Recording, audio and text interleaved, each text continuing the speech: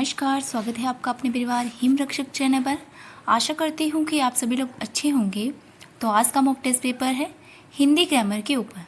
जो students HPPSC class 3 के अंदर एग्ज़ाम की तैयारी कर रहे हैं लाइक HP पुलिस, पटवारी, नेव तहसीलदार, उन सभी एग्ज़ामों के लिए ये जो मॉक टेस्ट पेपर है इम्पोर्टेंट रहने वाले हैं।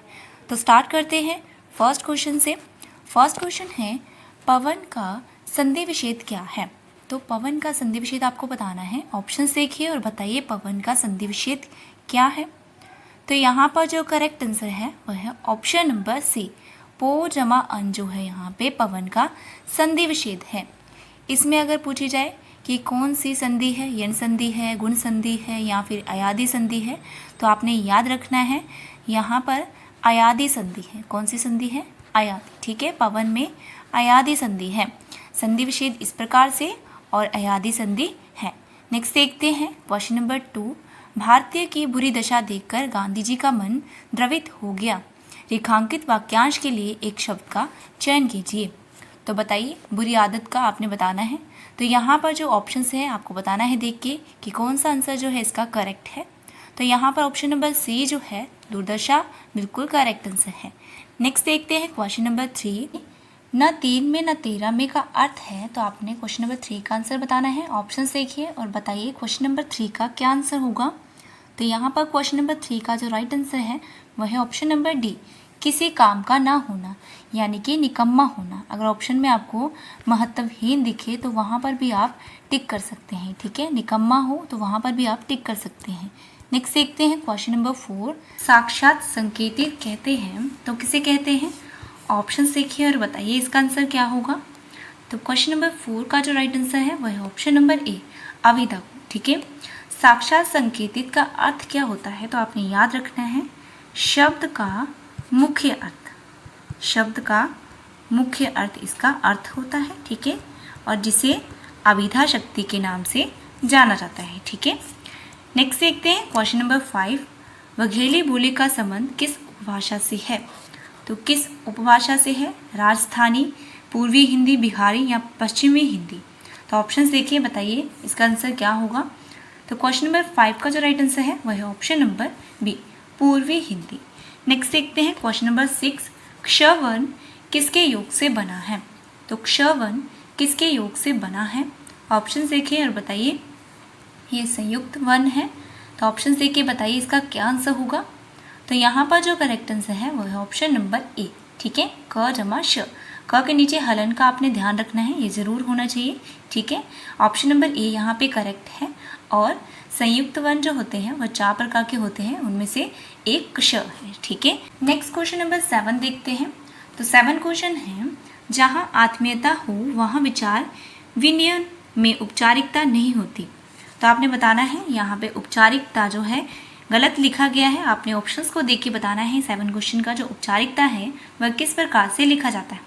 तो देखिए ऑप्शंस को और बताइए इसका आंसर क्या होगा। तो यहाँ पर 7 क्वेश्चन का जो राइट आंसर है वह है ऑप्शन नंबर ए, औपचारिकता इस प्रकार से लिखा जाता है। ठीक है, औपचारिकता का अर्थ क्या होता है? तो इसका अर्थ होता है बंधे हुए सामाजिक नियमों और विधियों का पालन करना, लेकिन वह सिर्फ जो होता है दिखावे के लिए होता है। ठीक है, सिर्फ दिखावे के लिए होता है। ठीक है, नेक्स्ट देखते हैं क्वेश्चन नंबर 8। प्रख्यात में प्रयुक्त उपसर्ग है। तो प्रख्यात में उपसर्ग बताना है, उपसर्ग शब्द के आगे होता है। ठीक है, तो यहाँ पर ऑप्शंस देखिए और बताइए प्रख्यात में उपसर्ग क्या होगा। तो यहाँ पर क्वेश्चन नंबर 8 का जो राइट आंसर है वह है ऑप्शन नंबर ए, प्रख्यात। ठीक है, इसका प्र जो है उपसर्ग है और ख्यात जो है ये जो है एक मूल शब्द है। ठीक है, यदि पूछा जाए कि प्रख्यात में मूल शब्द कौन सा है, तो ख्यात जो है इसका मूल शब्द है। ठीक है, और प्र जो है इसका उपसर्ग है। नेक्स्ट देखते हैं क्वेश्चन नंबर 9। वानर का तद्भव रूप है। तो वानर का तद्भव रूप क्या होगा? ऑप्शन देखिए और बताइए इसका आंसर क्या होगा। तो यहाँ पर जो करेक्ट आंसर है क्वेश्चन नंबर 9 का वह है ऑप्शन नंबर बी, बंदर जो है इस प्रकार से इसका तद्भव रूप है। ठीक है, नेक्स्ट देखते हैं क्वेश्चन नंबर 10। नल बूंद बूंद टपक रहा है वाक्य में रेखांकित है। तो वाक्य में जो रेखांकित दिया गया है आपको ये बताना है क्या है बूंद बूंद। तो ऑप्शन देखिए और बताइए इसका आंसर क्या होगा। तो क्वेश्चन नंबर 10 का जो राइट आंसर है यहाँ पे वह है ऑप्शन नंबर सी, क्रिया विशेषण है। ठीक है, नेक्स्ट देखते हैं क्वेश्चन नंबर 11। आडंबर का समानार्थी शब्द है। ऑप्शंस देखिए और बताइए आडंबर का समानार्थी शब्द क्या होगा, यानी कि इसके साथ मिलता जो शब्द है वह कौन सा है। तो आडंबर का यहाँ पर समानार्थी शब्द है, यानी कि इसका अर्थ है जो वो है डोंग। ऑप्शन नंबर ए जो है यहाँ पे करेक्ट है। इसी के साथ आपने याद रखने हैं कुछ और भी जो शब्द हैं इसके समानार्थी। छल, ठीक है, प्रपंच, ये आपने नोट कर लेने हैं। दिखावा, दिखावा, बनावटी, बनावटी और स्वांग, स्वांग, ठीक है। ये छल, प्रपंच, दिखावा, स्वांग, बनावटी, टिमटांग, ये भी इसका समानार्थी शब्द ही है, ठीक है। ये आपने नोट कर लेने हैं और इनको भी आपने याद कर लेना है, ठीक है। नेक्स्ट देखते हैं क्वेश्चन नंबर 12। उद्दत का विलोम शब्द है, तो उद्दत का विलोम शब्द क्या होगा। तो ऑप्शंस देखिए और बताइए इसका आंसर क्या होगा। तो क्वेश्चन नंबर 12 का जो राइट आंसर है वह है ऑप्शन नंबर बी, सौम्य। यहाँ पे आपको उद्दत का जो अर्थ है वह पता होना चाहिए। उद्दत का अर्थ होता है अकड़, ठीक है। क्या अर्थ होता है, अकड़। और सौम्य का अर्थ होता है कोमल या फिर दयालु, ठीक है। कोमल या फिर दयालु इसका अर्थ है, ठीक है। इस प्रकार से आपने इसके अर्थ भी याद रखने हैं। नेक्स्ट देखते हैं क्वेश्चन नंबर 13। दो पर्वतों के बीच की भूमि को क्या कहते हैं। वाक्यांश के लिए आपने एक शब्द बताना है। ऑप्शन देखिए और बताइए 13 क्वेश्चन का क्या आंसर होगा। तो यहाँ पर 13 का जो राइट आंसर है वह है ऑप्शन नंबर ए, उपत्यका जो है यहाँ पे करेक्ट आंसर है, ठीक है। नेक्स्ट देखते हैं 14 क्वेश्चन। यदि सही दिशा में परिश्रम करोगे तो अवश्य सफल हो जाओगे। ऑप्शंस देखिए, सरल वाक्य है, संयुक्त वाक्य है, मिश्रित वाक्य है या फिर इनमें से कोई नहीं, आपने बताना है, ठीक है।